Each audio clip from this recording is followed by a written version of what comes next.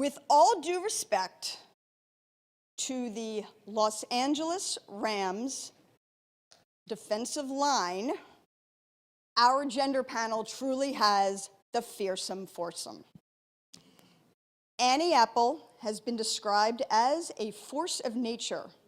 She's a blogger and correspondent and an experienced writer with production credits in local television, NBC News, CNN.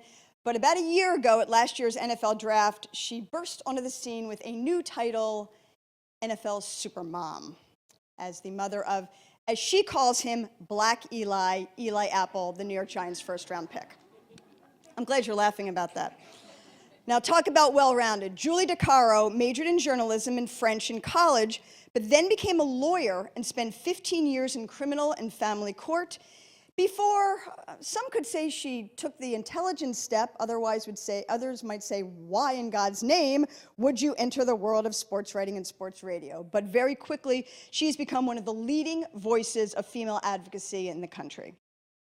Now, I hope all you got a chance to read Shira Springer's terrific story in Wednesday's Globe on running while female. It's the kind of deeply reported and beautifully written piece that truly is her trademark. She's now successfully transitioned to the world of radio across the street at WBUR, bringing her unique voice and style to NPR. And oh, by the way, with the marathon in sight in just a few days, she has run 19 marathons. And finally, Dara Torres. The 12-time Olympic medalist swimmer has been called one of the greatest female athletes of our generation.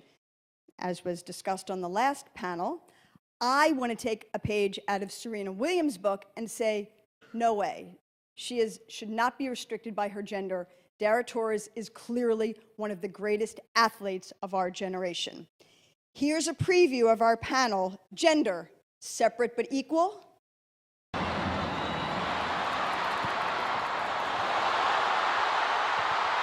R-E-S-P-E-C-T, find out what it means to me. R-E-S-P-E-C-T, take out T-C-B.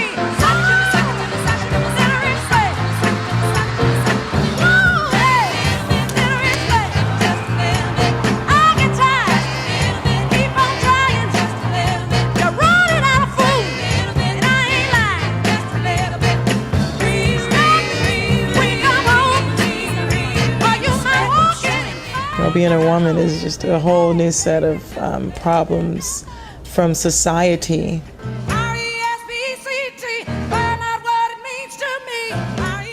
You know, women are making up nearly 50% of sports fans in all the 4 major professional sports, and so I think there's a lot of us that just sort of feel like someone has to speak for the women.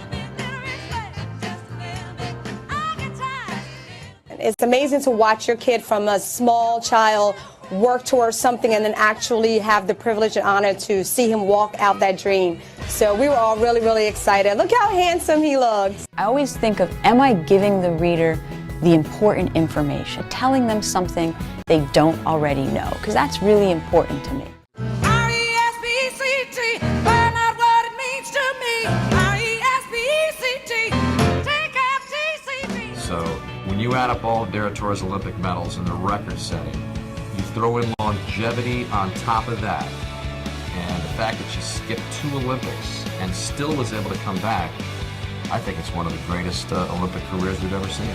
Just spectacular. I have to say, I was watching while making dinner, and my little girl said, "Mommy, they just scored again." And I said, "Honey, that's an instant replay. There's no way they just scored again." This team taught all America's children that playing like a girl means you're a badass.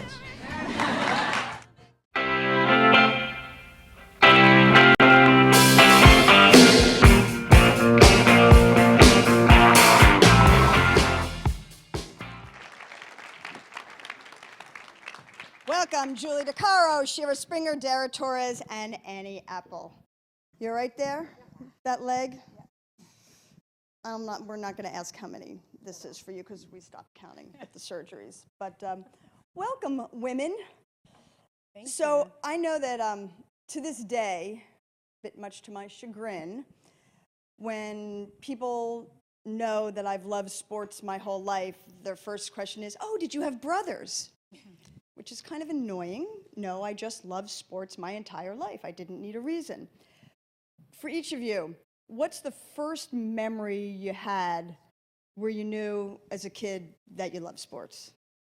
Am I starting? I don't remember a time before sports. I don't remember I don't remember discovering sports. I remember the 1976 Olympics. I was really, really little. I remember watching Nadia Comaneci then, and I decided I wanted to be a gymnast. But I think most of it was my dad put me in sports very young. He coached all my teams. He coached boys too, but my dad will tell you that he'd rather coach women and girls than he would boys. He just thinks it's more fun. And so for me, it was a way that our family spent time together, was through sports. And it was, sitting down on the couch with my dad on Sunday mornings and watching the Bears, watching the Cubs during the summer. It was just something our family always did. So for me, it's always been a huge part of my life. I would say I didn't have any brothers, but I had a terrifically supportive grandfather and father.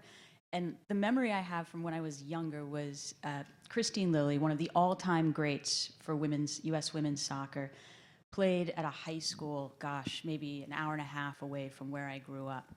And my grandfather and my father took my sister and I, two young soccer players, to watch her play in high school.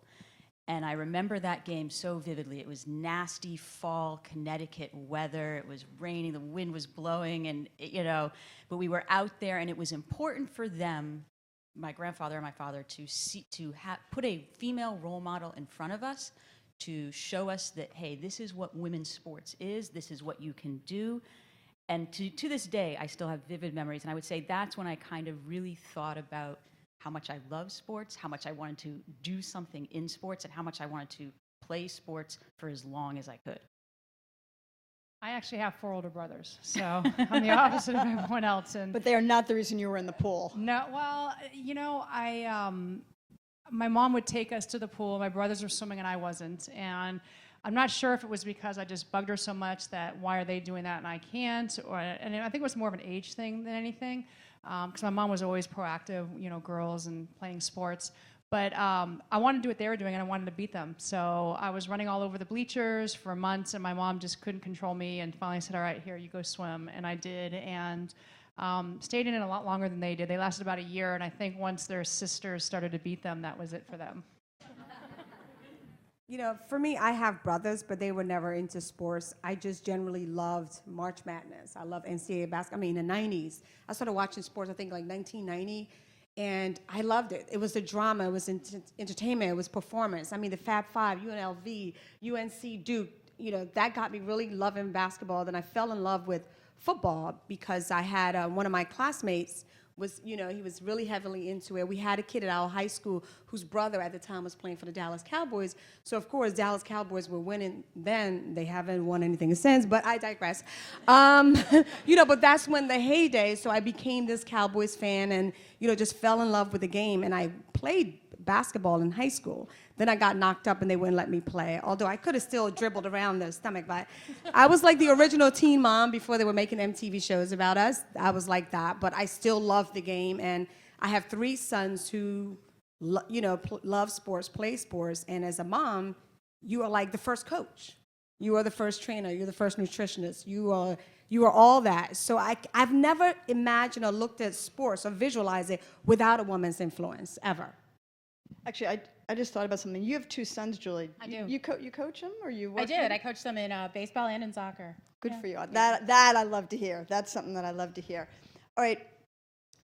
In terms of gender issues, what's burning out there for you, Shira? I know everything is burning for you, but whether it's from an athlete's perspective, whatever. What are the issues out there regarding gender in sports that really are germane? I'm going to start because everything's burning for me.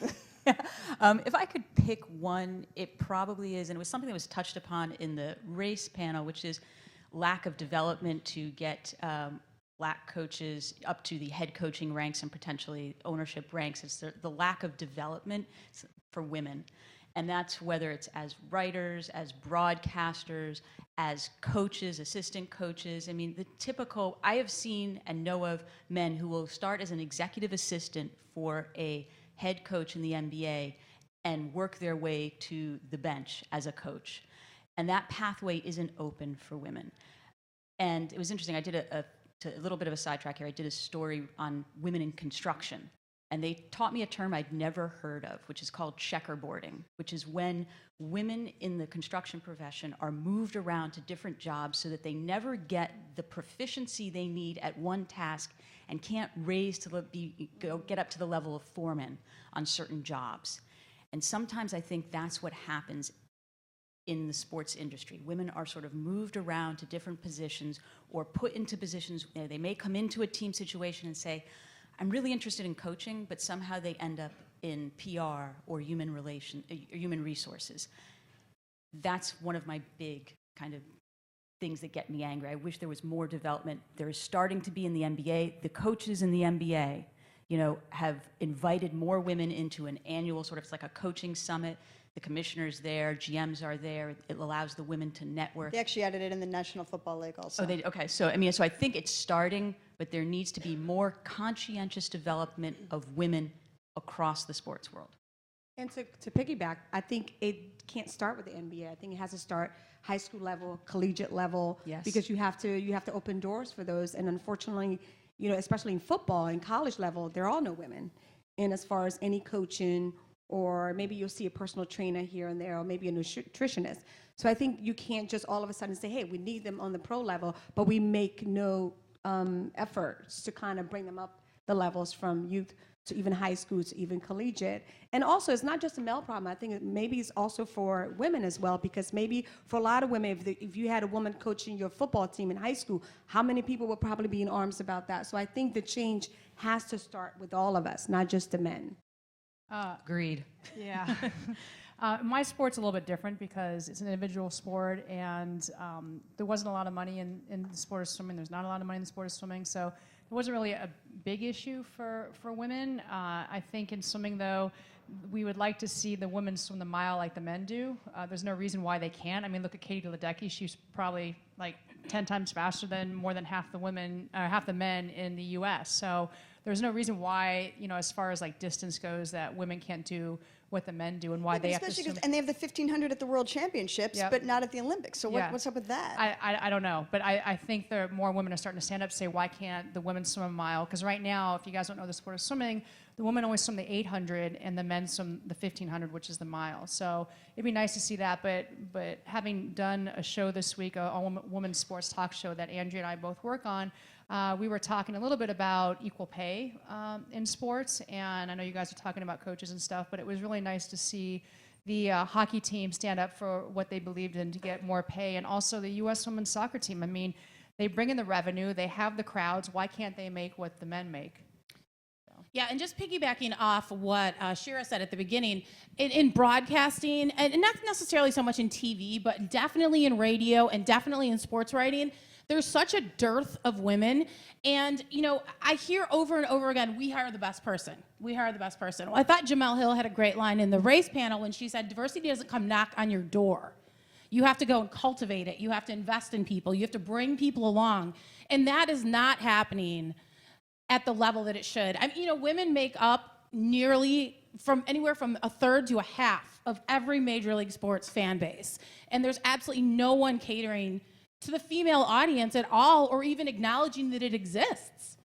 That's a huge issue for me. Adding the fashion line on NFLshop.com doesn't Yeah, do it for you? or pink stuff for Mother's Day. It's always great. And the other issue for me is domestic violence against women in general by athletes. And the thing that's really been a slog for me the past couple of years is there's a group of women in sports writing who I think are trying to educate the masses about the criminal justice system and about violence against women. Because when Levy Smith comes out and says Jameis Winston was found not guilty by a jury, no, that's not true. He was never charged. Nothing ever went before a jury. There was no evidence. No one found him not guilty. That language matters. And people need to understand the differences in being found innocent, being found guilty, and having charges dropped and not being charged, why prosecutors don't charge certain things, so that everything that comes out of athletes' mouths when they're supporting their teammates doesn't sound like she's a liar. I just want to say something also to circle back about the pay equity issue. All of this is related. The fact that women aren't in positions where they are decision makers, the fact that USA Hockey has a dearth of women in positions of power, that's what translates, that's what the result is the pay inequity and the lack of support that the women's programs get. So it's, we can kind of slice and dice it all up, but really this is all connected in terms of we got to get more women in certain positions, and then hopefully things will follow. All right, let me, just for those, just a very quick recap for people to understand, and then I just want to finalize your thoughts on this pay equity issue. So in women's soccer, 5 of the biggest names in the sport filed a federal wage discrimination complaint that is actually still pending with the Equal Employment Opportunity Commission.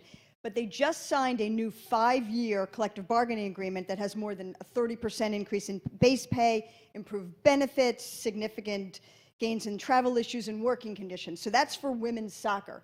For women's hockey, after 15 months of negotiations and a 2-week boycott, they signed a new 4-year contract with increased pay and support 3 days before the World Championship began, which the women went on to win their 4th consecutive title. So, what do you make, especially as the athlete here, Dara, what do you make of this fight for equal pay, especially in these 2 team sports? The only thing I have to say about that is there shouldn't be a fight. There shouldn't be an issue. I mean, the fact that, kudos to them for standing up for boycotting before, the championship game. Leverage. Yeah, it is leverage, but they shouldn't have to do this. It just should not be an issue, and it's so sad to see that it's still an issue today.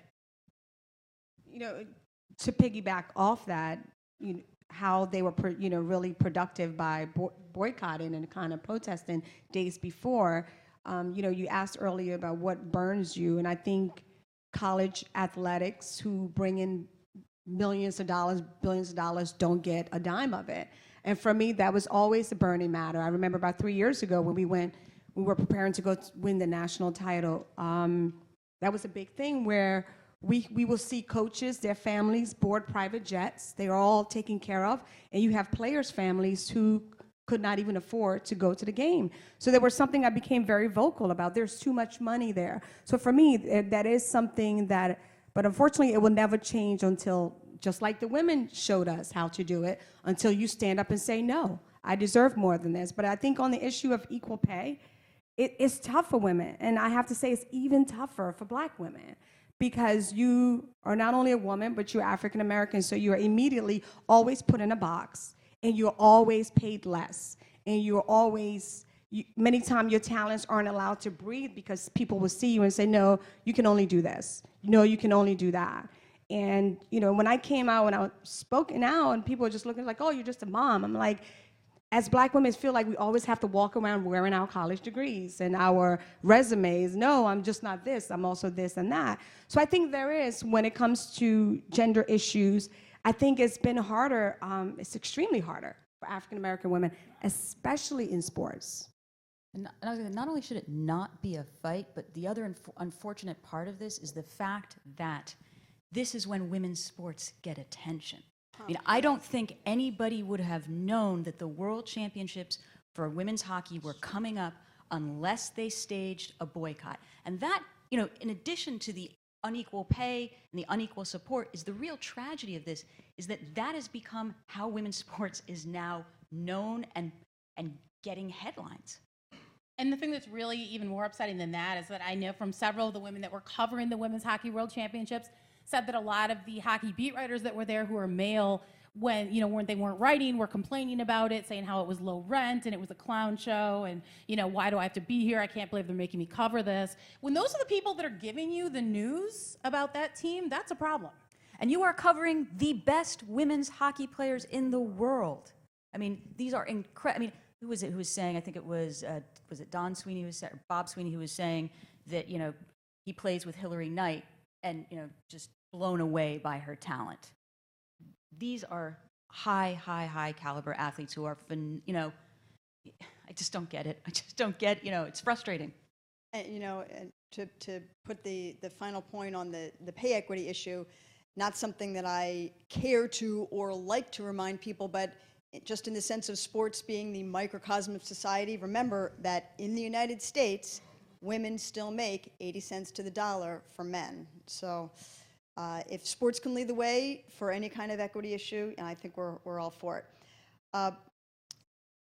You mentioned, Julie, the domestic violence issue.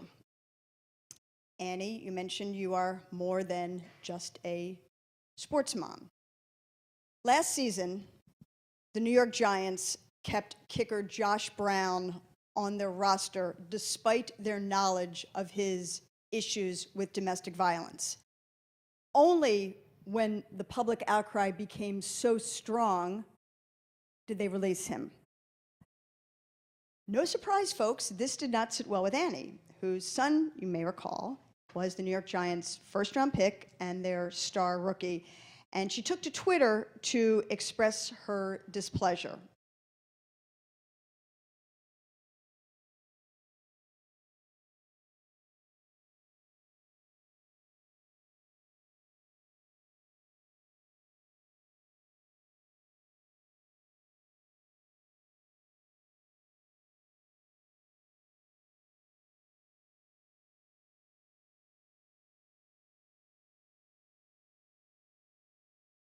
Mother, more importantly, a human. It's not about my son's boss, it's about Molly's suffering. What made you, you went out there, because Eli had to take a little bit of heat for that, but why did you feel so strongly about this? I think at the end of the day, life is all about this connection we all have. And there's nothing more important than doing what you feel in your heart is right. At this point, because even during training camp, you did hear the rumblings and different stuff, and you just sit back and you just listen. I think for me, the point of frustration and just confusion was just the fact that, hello, people, this is a woman. Because I think there was no really attention paid to who Molly Brown was and what she went through. It was all about, my teammate, he's a good guy, or he's this, or, he's that, and it was just like they were just blowing it off. And it was really tough to do, just to relive those horrible years that I, went through. But I think it's important. And that's what makes it, when you're a woman, when you're a mother, when you're a professional, at the end of the day, you can't compartmentalize everything in the sense of, this was important. This was, an education moment, because maybe sometimes people don't know better, or they have this perception of what a domestic violence person is like. I think it's one thing I wrote in my essay piece was that, people look at me like, oh my God, you're so smart, you're so happy. No, happy women suffer from domestic violence. Smart women, it's not just something where there's poor women or there's black women, there's brown women. This is something that affects all of us. And it was very important to take a stand. And it was an unpopular one because, a lot of people were like, well, that's your son's boss. I'm like, okay, what does that have to do with what's right and what's wrong?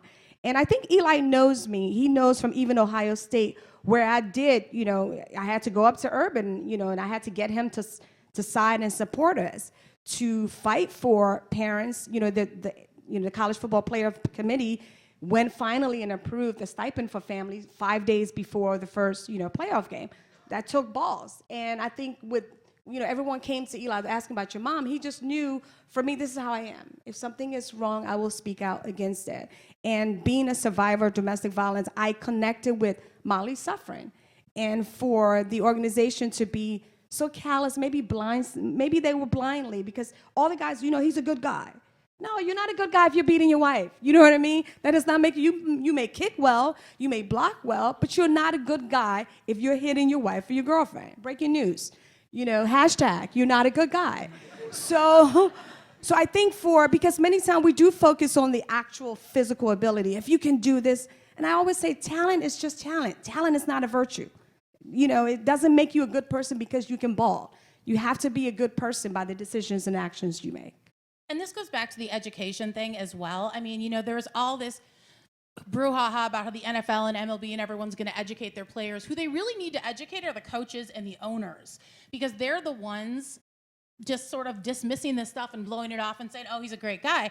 We saw it with the Bears in Chicago when they brought Ray McDonald in, and they talked to his parents and his college coach who said he was a great guy. So they said, oh, well, he's a good guy.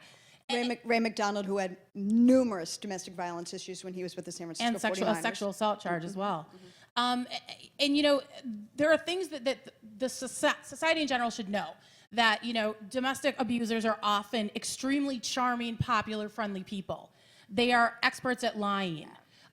All these kinds of things that the general public maybe doesn't know, but they get their information a lot of times through these cases involving athletes. And so it's really important that they get correct information. And when you have a whole locker room of guys saying, like the Cubs did with Aroldis Chapman, oh, he's a great guy. They call him Chappie. He fired a gun 8 times at his wife, or not at, but in the vicinity of his wife and newborn baby. He's not a great guy. And also, you have to also look at the backlash. And first of all, you're a woman, you're speaking out, and it's football, it's a very masculine sport. So, on social media, you can imagine all the names that I was called, everything that was said about you to you. And I felt like a lot of it, the sports media was also trying to pit my son and I against each other, which was so crazy because Eli's my favorite kid on Wednesdays. Only on Wednesday is the day he was born, so he's my favorite on that day. And so it became this contentious thing, and I'm like, no, it's not about us. It's about the issue of domestic violence. And I think for me, putting myself out there, I think what was very comforting, I got so many emails and different stuff from people, from men, women, who have lived through this in their family. I had somebody email me, they were like, this was just normal for us, to see my dad do this and to see, how my parents interacted. So for me, it was great conversation, but it took a lot of risks to take. And there was, you got the Giants, people like, oh, do you hate them? I'm like, no, I don't hate the Giants. I like Jerry's, it's a business. I said, I do love them, but anything you love, you want to see it be the best it can be. I love football. I'm not just a football mom, I'm a football, I love the game. So I want it to be the best it can be, and for it to be the best, we all have to open our mouths. And I say to women and girls, if there's something about the sport you like, don't say, well, I'm not going to watch anymore. No, use your voice to make it better. Talking about social media, the impact that you had on it. We all know, though, that one of the biggest issues in social media, particularly Twitter, is its anonymous nature. And harassment is especially acute for female sportscasters. So last year, Julie was one of the subjects of a very powerful public service announcement that went viral as 3 men read to her face tweets that were written about her. Here's an excerpt from More Than Mean. Julie DiCaro is a run-of-the-mill, mediocre beat writer. Not atrocious, not good. Just sorta there. I'm actually not a beat writer at all, but okay. One of the players should beat you to death with their hockey stick, like the whore you are.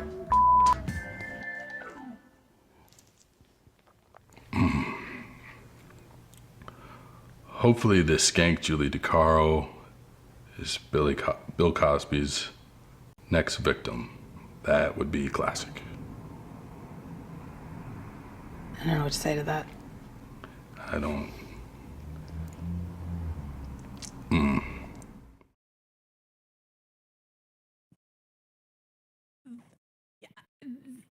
We were all amazed by the reaction we got to that. Yeah, I don't know what to say. I mean, at this point, I've seen it so many times. It happens on such a regular basis to so many women. And there are certainly people now in the mainstream media who are part of churning up their followers to do this to women. Can I ask you, do you think it changed anything? I don't know. I think that like anything else, we talk about it for a little bit and then it sort of falls off the page and then we forget about it and we move on to the next issue. I don't know that it's a result of us complaining about harassment or if it's a function of Twitter not being able to sell stuff to other people because they're upset about the harassment. But Twitter has introduced some pretty good filtering tools that have made a lot of our lives better. The trade-off, though, is that they're not getting rid of these people. They're just making it so that you can hide what they say.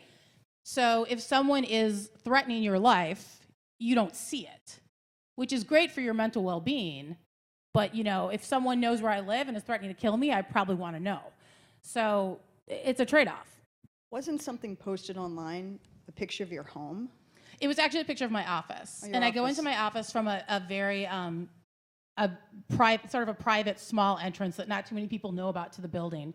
And someone took a picture of it and sent it to me on Twitter. The worst thing I ever got was a bound naked woman being held by a group of men and her throat was slit, and they were draining her blood into a bucket.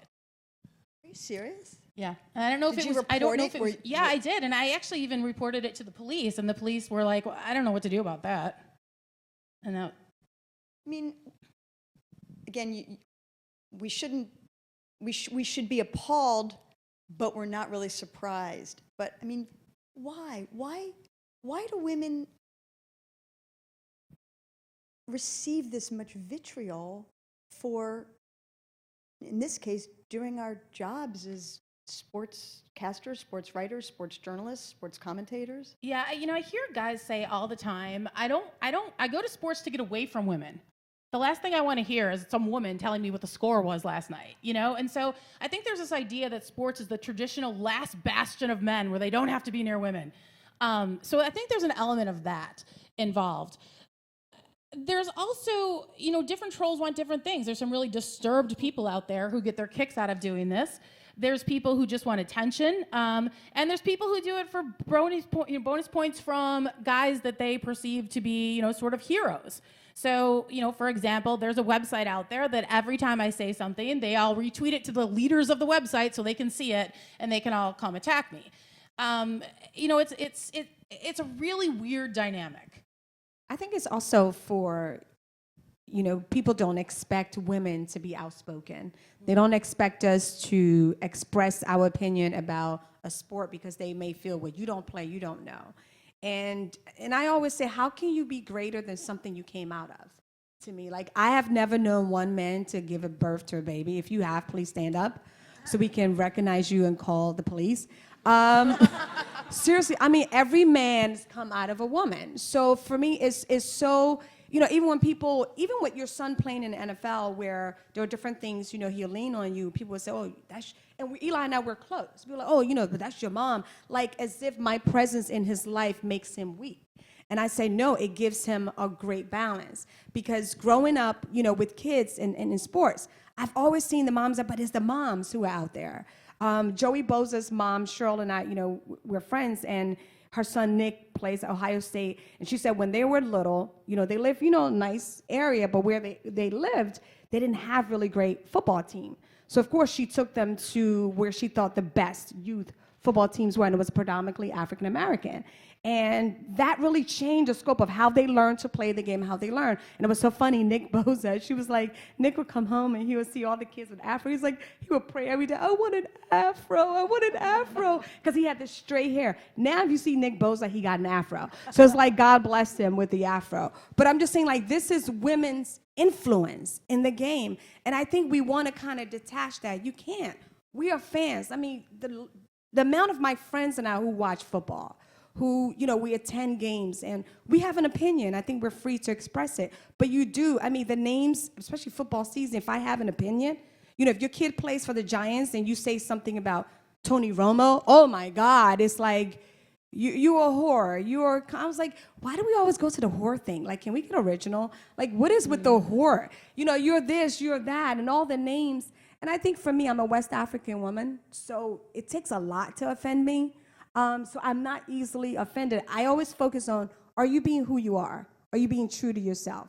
Well, then let God take care of the rest. Well, and I think one of the big issues with, I totally agree with you. And I think that especially because there are so many women who are speaking out about hot button issues, talking about violence against women, talking about racism in sports, pay equality. And there's a lot of guys out there who are like, I don't want to think about this when I'm watching football.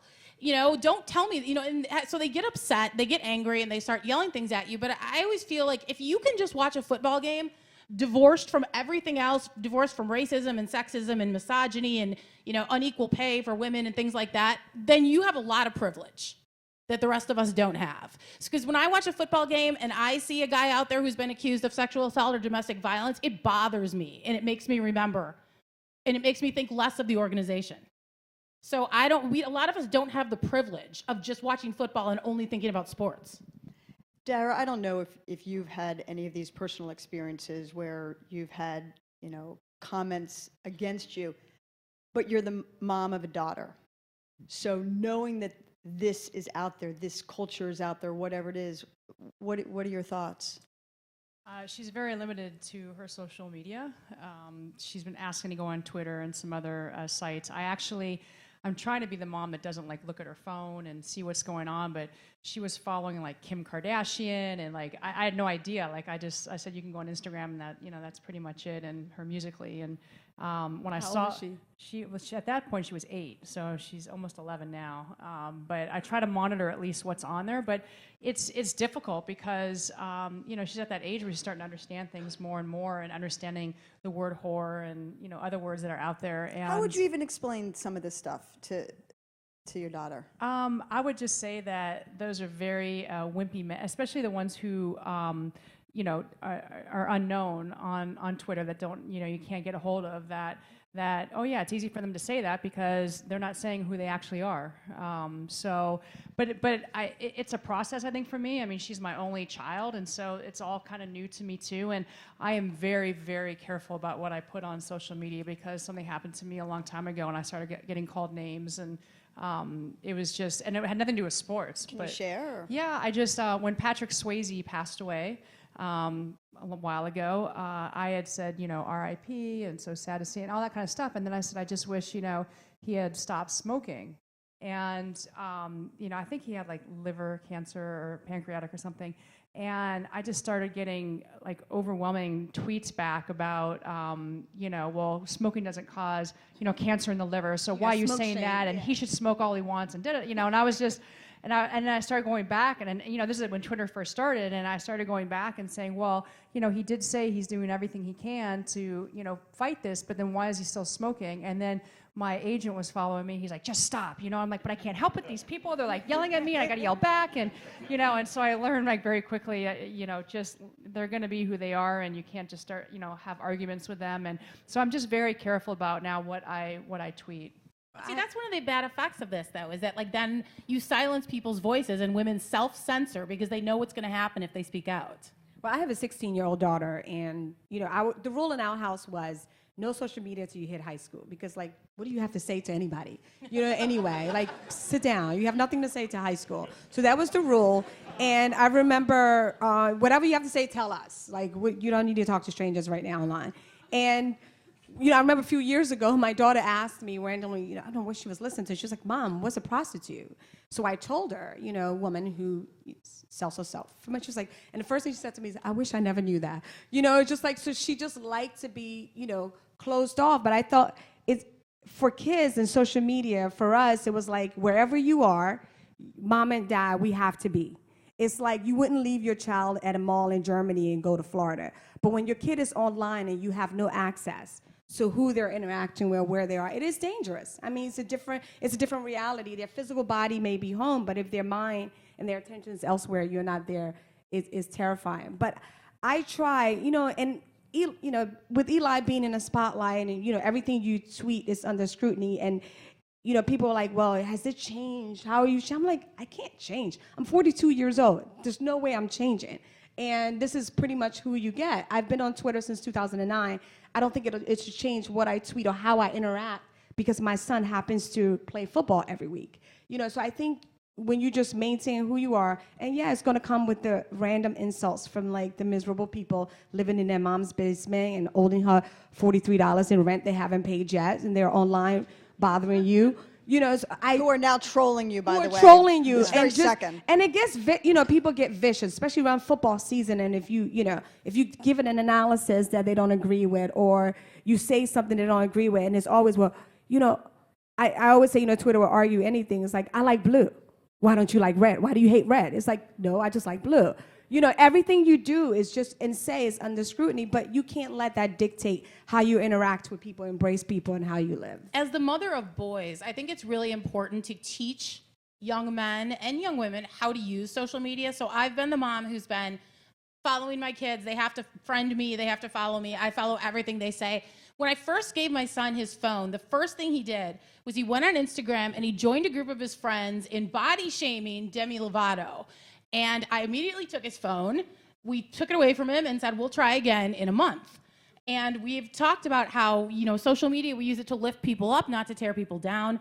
But there are so many guys out there who say these, like the other night, some guy was like calling Jessica Mendoza every word in the book and telling her, let a man do a man's job and you whore and you can't get out of there. And in his picture, he's got 2 daughters on his lap. And I always wonder, where are the women in these men's lives? Do you not see what they do and what they do to other women online? So I'm very involved in the social media of all the men in my family and my male friends, because I'm not going to... Really super quick, how did your 2 sons handle that video? Because You know, how long, by the way, just for people who may not, how long was the entire PSA, the entire video? 6 minutes, something like that. 6 minutes. So you guys saw about 30 seconds of it. That was 6 minutes of those kind of misogynistic tweets being read to their faces. So how did your boys, I'm just curious. You know, they were, I think, okay with it because I was okay at the time I showed it to them. What they had missed was the year before that, when I was really upset and down all the time, because I was sort of learning how to handle it.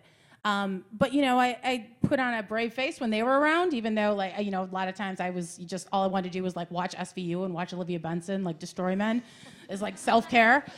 But, so as long as I was okay when I explained it to them, they were okay, and they just wanted to know that, are you okay, though? Do you feel okay? Are you happy? You know, and as long as they heard that from me, they were okay with it. I think there's also another interesting aspect to this social media, Twitter conversation.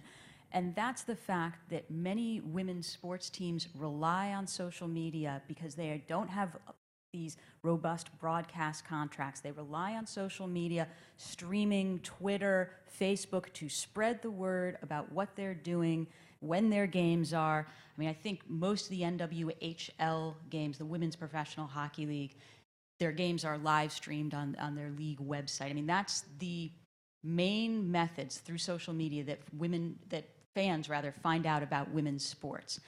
And on top of that, to go back to the pay inequity issue, or the equal pay issue, better way to say it, the word about that was spread through social media. That there was a point in time in that fight where the USA hockey officials were going to people on rec league teams, Division III hockey teams, Division I hockey teams, players who hadn't played in 2 or 3 years, and saying, would you be basically a scab? Would you come in and create this women's national team for the World Championships? And all of the women refused, but all of the women refused very, very publicly, and basically shamed USA Hockey on Twitter, on social media. They all had the same hashtag. It was something like "live boldly and others will follow," or something like that. And so I think, you know, yes, we talk about this and there is that aspect of it, but it's also even tougher for women because they are so reliant oftentimes when they are building up leagues and building fan followings for their sports. They're reliant on social media and the power of that to either spread their message or to increase their fandom.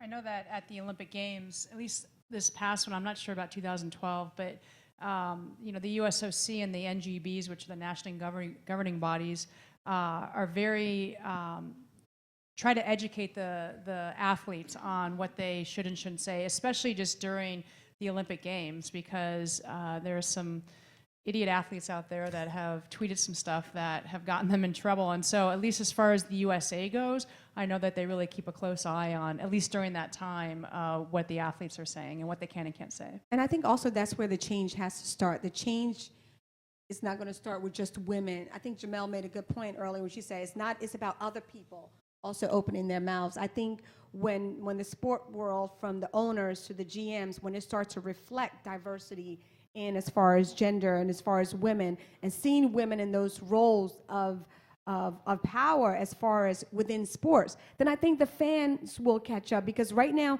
when you're used to looking at a team and you see all guys and all, you know, from the players to the coaches to the whatever, it almost to a crazy fan, to a fan, feel like women are intruding on their sport, you know, intruding. But I think when we start to open it up and realize that we bring a lot to it, we bring a lot to be desired and cherished, then it would change the landscape. But it has to start with other players. You know, one thing I always say, we have to change the way men think and see women. That's where it starts. We're trying to legislate and dictate and correct behavior without first attacking the culture that makes that behavior permissible or cute. Well, thank you for segueing perfectly. I do what I can for humanity. I'm telling you, man, it's unbelievable. But the sexist way that women are depicted in the media is a very significant issue as well. And we're going to have two disparate clips here, but it can start at an early age. As we're going to see from Tampa Bay Buccaneers quarterback Jameis Winston, who was speaking to a class of 5th graders recently down in Florida. But it doesn't even stop on the biggest stage in sports, which are the Olympic Games, as demonstrated in NBC's coverage of swimming in Rio. So let's take a look at these two examples. Sportscasters and different media publications are facing criticism for the way they have covered female athletes that have competed in the Olympics and won some pretty notable medals. So the first instance is a Hungarian swimmer by the name of Katinka Hosszú. And apparently she just broke a record that's extremely, extremely difficult. It's her win for the 400-meter individual medley. When the Hungarian swimmer spoke to NBC's Dan Hicks, he remarked that her husband is the guy responsible for her success, and it's impossible to tell her story without giving him credit. Now, I should note that her husband is her coach. All my young boys stand up, man. The ladies sit down. Sit down. But all my boys stand up. Stand up. We strong, right? We strong. We strong, right? Okay, all my boys, just tell me one time. I can do anything I put my mind to. A lot of boys don't supposed to be soft-spoken. You know what I'm saying? One day y'all gonna have a very deep voice like this. Right now y'all talking like this, but one day y'all have a very, very deep voice. But the ladies, they supposed to be silent, polite, gentle. But my men supposed to be strong. Silent, polite, gentle. Well, nobody will accuse this panel of being any of those, but that's okay. When I'm sleeping, I'm silent. Exactly. All right.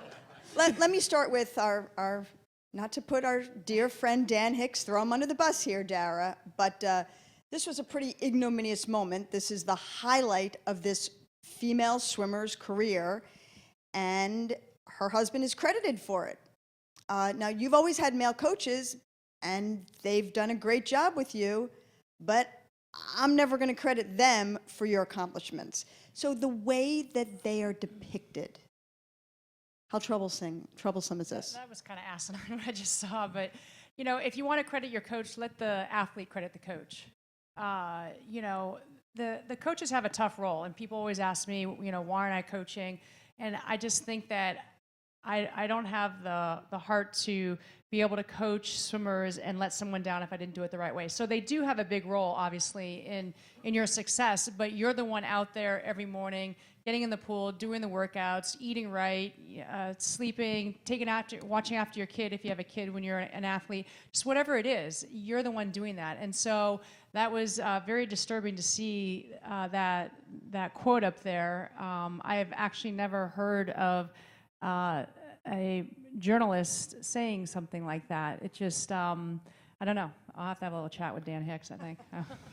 But you knew about it, right? You'd heard No, it. I didn't actually. Oh, is this the first time you've ever heard That's my first this? time seeing that, yeah. Oh, yeah. I was in Rio, but I was doing the radio stuff, so No, it was live. I mean, Oh, it was, yeah, it so was I didn't- live. They cut to a shot of him in the stands, and they said, this is the man responsible for her success. And it was her. Yeah, he definitely could have worded it a little differently. And we both know Dan, and he has daughters, and he's married to 3 daughters. Right, and I don't think he meant it that way.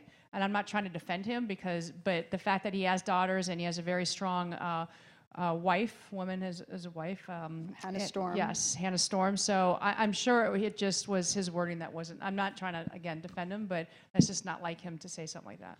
I just want to say, As for the Jameis Winston clip, I mean, talk about, depicting women. Oh, my goodness. Can I just jump back, though, to the Oh, yeah, sure, of Olympics course. thing? What's interesting, though, I think if you want to look for some sort of silver lining or hope in this, and we'll get to Jameis Winston in a second, but I met a husband who was also an athlete and a coach of a female player on the Norwegian women's handball team. And so just to broaden this out to an international perspective, because it is the Olympics, the Norwegian women's handball team is absolutely revered. They are rock stars in Norway. And to me, and I did a whole piece on them after meeting this guy randomly on the subway in Rio, to me, it was an example of, one, culturally, something is sometimes askew in certain countries. It's not just America, but there are countries, there are places where they do respect female athletes, and they do cover women's handball in Norway seriously. They are critical of it. They are analytic about it. I was there after the match, and there were 20 reporters, which is a huge number for a country like Norway. And so part of me wonders what's wrong culturally with what we're saying or not doing, because I've seen evidence internationally that women can be treated differently as athletes, that they can be looked upon, that the image is not the same, that it wouldn't ever occur to somebody in the Norwegian media to say something similar to what Dan Hicks said. I got to go back to the Jameis Winston thing, because we're talking about the way that he's portraying women, and who's modeling the behavior for especially for these male athletes. Because look, this could be a cultural thing for him. I mean, he grew up and this is how women should be. Now, I need to say parenthetically, obviously, that Jameis Winston, while he did win the Heisman Trophy in 2013, was accused of sexual assault and has had these issues in his past, which makes it even more disturbing. But I mean, you can't do this in 2017. You can't say, boys stand up, be strong, girls sit down, be polite. But I think what we're doing is we're looking at exactly what he said to those, to those kids, which was wrong, but we have to go beyond that. You can only come out with what's inside you. And if you were raised a certain way, no excuse, but I think we have to get to a point where we're able to look back and say, okay, let me see where you're coming from, because sometimes people are raised differently.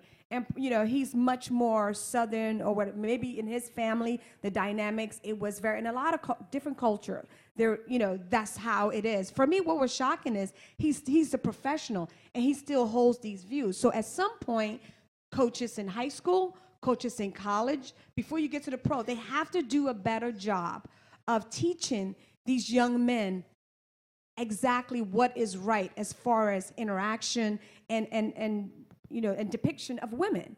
Because I think, you want him to say the right thing, but if it's not right in his heart, it's never going to come out of his mouth. So I think the coaches, as said before, have to do a lot better job of really teaching the X's and O's of real life, not just the game. And I think it goes even beyond that, because if you recall what Jameis Winston said afterwards about what he said to that school group, he goes, it was a poor word choice, poor choice of words.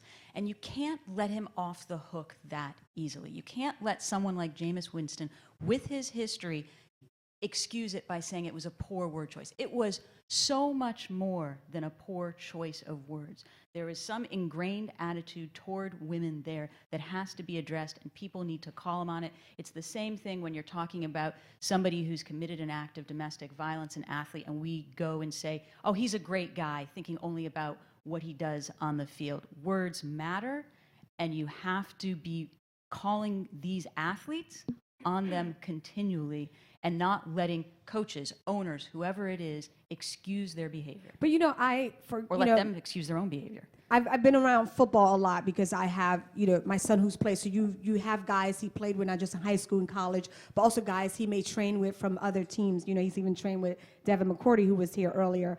I think you have to sit back when you know them intimately, as I do, where you're everyone comes from different place. Eli, his thing he had to work, people looked at as a weakness, was because he grew up in a middle-class suburban, neighborhood, predominantly white. And so for him, as a black athlete, that was like, you're weak. You're not strong. You treat women well. You speak well. So that's weak. So I think the perception is we're looking at, yes, Jameis probably has more issues than Kleenex got tissues.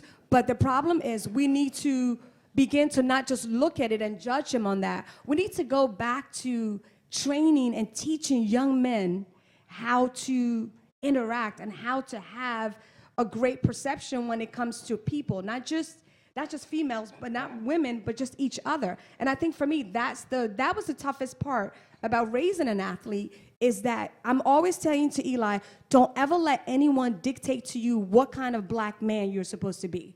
Don't let anyone dictate to you what you wear, how you speak, what you are passionate about. Be your own version of a black man. And I think for a lot of men, they don't have that, especially athletes. They feel like they have to go into this bubble where I'm strong, girls, you're weak. So I think we have to attack that mentality first. But then why is he talking to a group of fifth graders? I mean, that was really somebody my invited issue. him. Like, I know they did, but that's my issue. When someone has had as much baggage as Jameis Winston has and then is brought in to talk to young men and young women, that in and of itself is a huge problem. Who thought that was an okay thing to do? And what did you think he was going to say? They're actually probably lucky that was as bad as it got. It could have gotten a lot worse.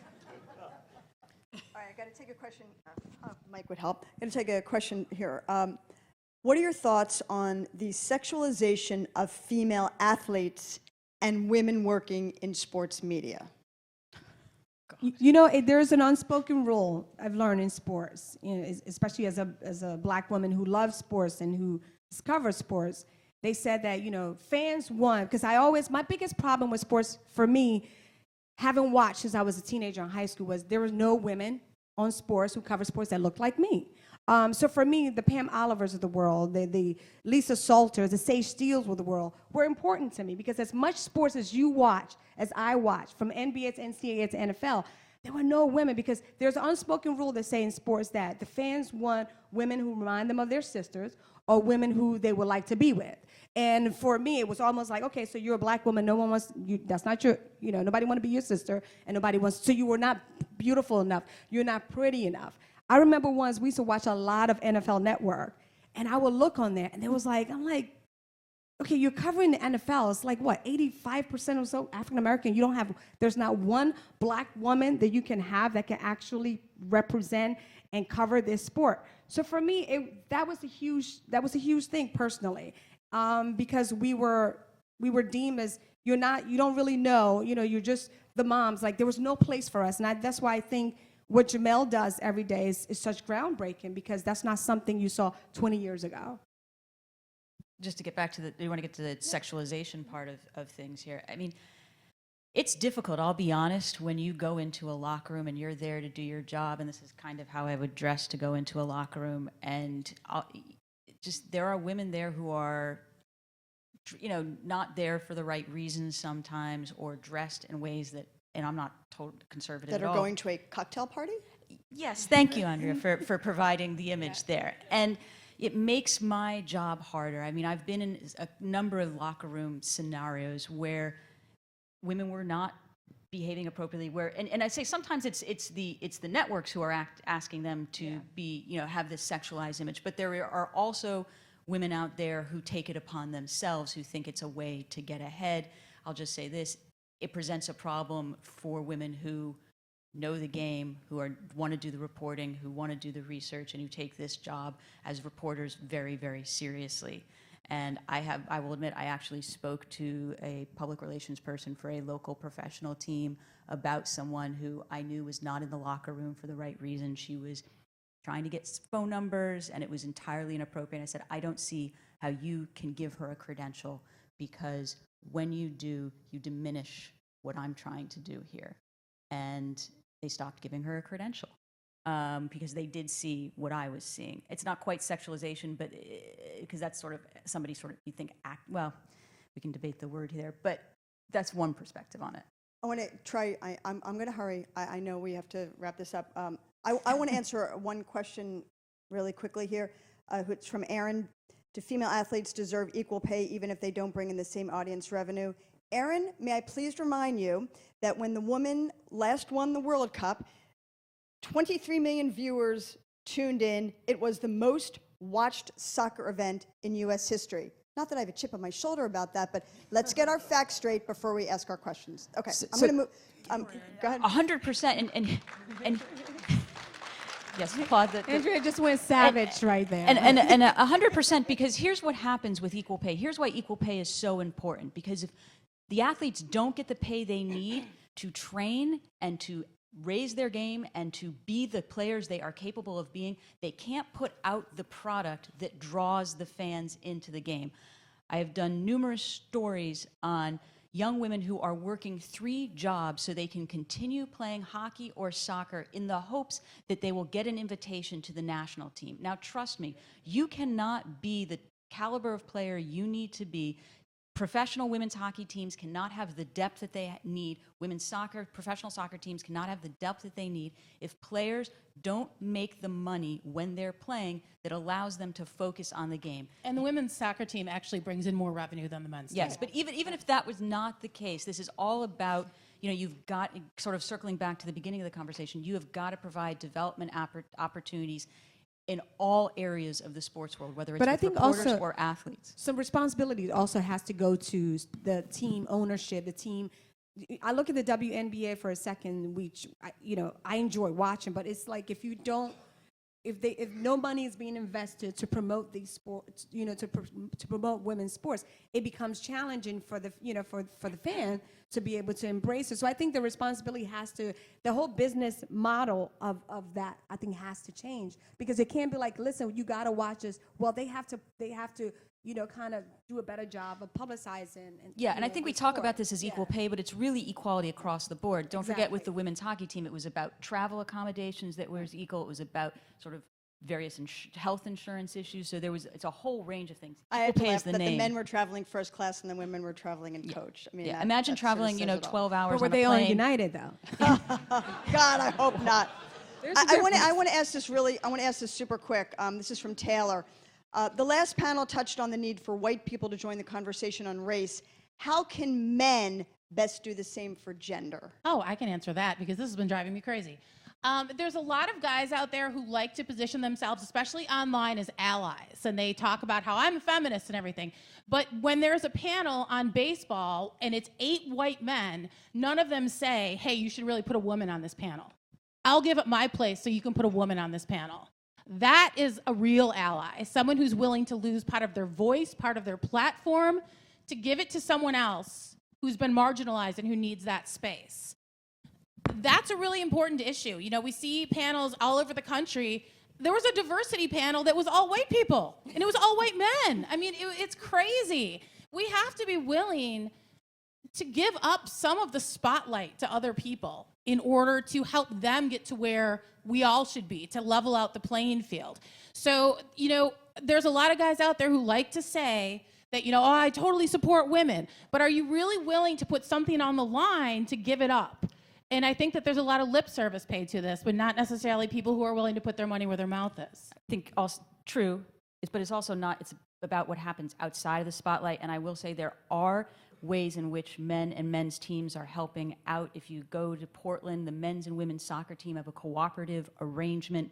I think we need to see more of that, and that has made the women's soccer team, the women's professional soccer team out there, it has the largest fan base of any, and it's drawing in something like 15 or 16,000 fans a game. So I think there are models out there that are working, the WNBA and the NBA. So, but you need to have more of that. You need to have more opportunities where NHL teams are partnering up with NWHL teams. And if just there's a lastly, with something that cooperation. they said in the race thing when they had the Bill Russell video up, and then what's the name? It's like, oh, it's 2017. We have to remember that time doesn't change anything. Time only changes where we commit to change. Mm-hmm. So if we commit to change when it comes to gender issues, race issues, then we have progression. But if not, nothing would change. All right. I have one last question it's to Dara, actually, which is good because you haven't been speaking. So here we go. To Dara, and it's actually from someone named Andrea. And the question is, how in God's name do you look the way you do when you turn 50 tomorrow? Oh my God. So ladies and gentlemen, I'd like you to join me as we end our panel. Wish Happy Dara birthday a most happy birthday. Thank you. Happy birthday, dear Dara. Oh, for me? Take one. Happy birthday to you. Do you see what they say? DT50, baby. So, gotta have one. Thank you, What a Andrea. way to end our panel. Thank you to the birthday girl, to Annie, to Thank Shira, you. to Julie. And please join the birthday girl and the rest of our speakers. I feel like the waiter here. I'm gonna let the last refrain go. At the Career Cafe for 15 minutes, and then right after that, our final keynote interview with Bill Simmons. So please come back for that. Thank you.